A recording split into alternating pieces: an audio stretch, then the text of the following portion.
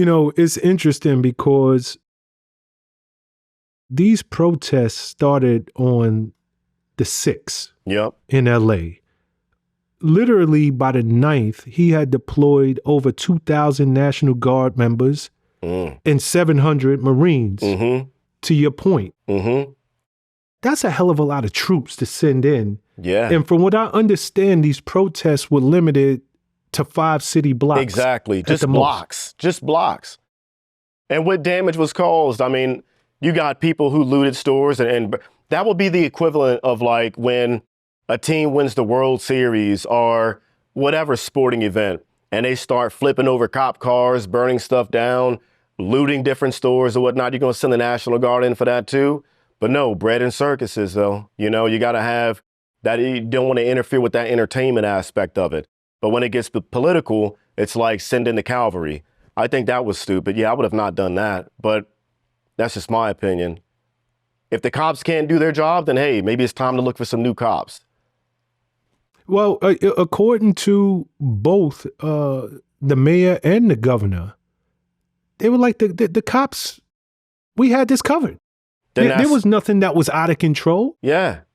From what I saw on TV, a few cars being burnt down, like that's nothing. Like there's way worse stuff that's happened over the course of history that we could have used, or we have used military might, National Guard wise. But I mean, it wasn't Hurricane Katrina level in my eyes. I just saw like 4 or 5 Waymo cars being burnt to the ground. That's about it. Maybe a store was looted. But I mean, come on, they got insurance. I don't know. I'm not a looter. I would never loot, but I'm like, at the same time, military should be used for military stuff purposes until shit really hits the fan. Till then, like, man, let the cops deal with it. Especially if they say they have it, let them do it. If not, that's like, I hate it in the military being micromanaged. I was never a micromanager. If you tell me you got something, all right, you got it. Take care of it. I'm not going to micromanage it and overstep you. No, that's not the definition of a king to me.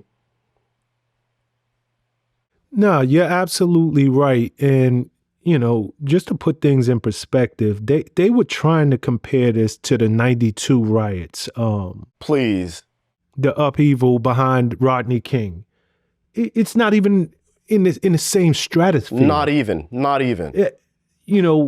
When you try to compare, and I get it, we all watch television, and TV could focus on one car burning, and it's, oh my God, the city of LA is burning. Yep. But when you hear these elected officials, the mayor, come and say, no, this was one incident. Yeah. These protests were largely peaceful, nonviolent, and people were just exercising their First Amendment right.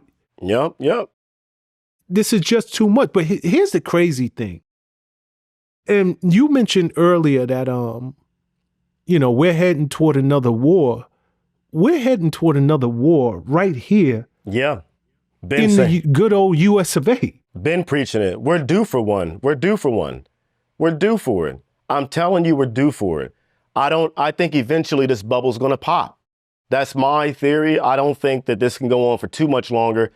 I give it like to 2030 before. I mean, I don't think we're going to make it to that far, but we're on a slippery slope towards another civil war. And I'm not going to say I'm cool with that. I think a lot of people think they want it, but I don't think they're ready for the type of environment and the people who operate in environments like that. I don't think they're ready for that. The last thing, and I was talking to my wife about it, the last thing you want is guys like me out on the streets fighting a war with no rules of engagement, where I make up my own. And you don't want that. The average civilian's not ready for that. Like, why is Nick doing that? Why did Nick do this to me? Because only Nick matters. Only my family. At the end of the day,